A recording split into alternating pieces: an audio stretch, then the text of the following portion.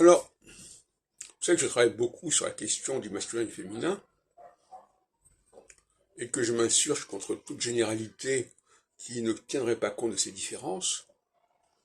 Et voilà, je vous propose ce 9 septembre 2022 de nouvelles réflexions, de nouvelles avancées.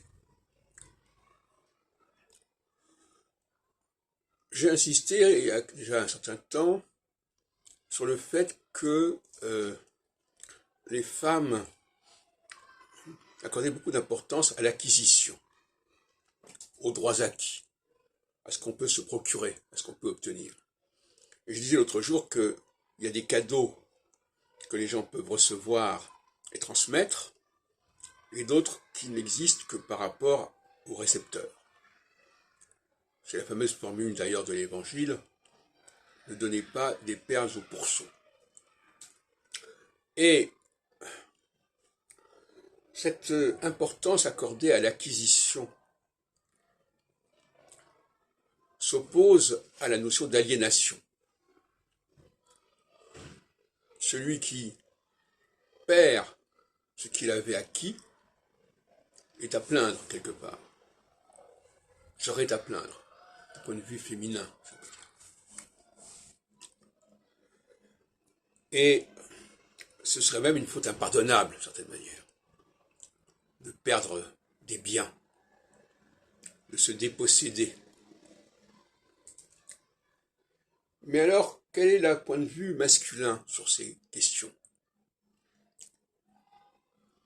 Qu'est-ce que le masculin met en avant face à cette question, à ce tabou de l'aliénation et de la désappropriation et de la dépossession? Eh bien, je dirais que c'est le refus de l'hybridité, le refus de l'hétérogénéité, le refus de l'accumulation en vrac de toutes sortes d'informations qui ne sont pas connectées entre elles.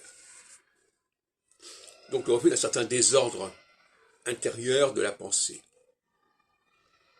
Pas un désordre des possessions extérieures, mais des possessions et du capital intérieur, qui seraient mal connectés.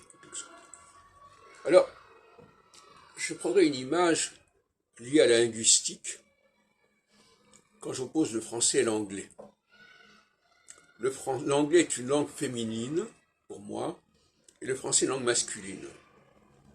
L'anglais est une langue qui accumule, qui s'est enrichie par toutes sortes d'emprunts, qui coexistent plus ou moins bien entre eux, dans une sorte de désordre qui n'est recouvert que par une forme de sémantique assez superficielle, alors que le français est une langue beaucoup plus structurée, beaucoup plus cohérente, beaucoup plus organisée sur le plan formel, et pas seulement par un vernis qu'on rajoute par-dessus.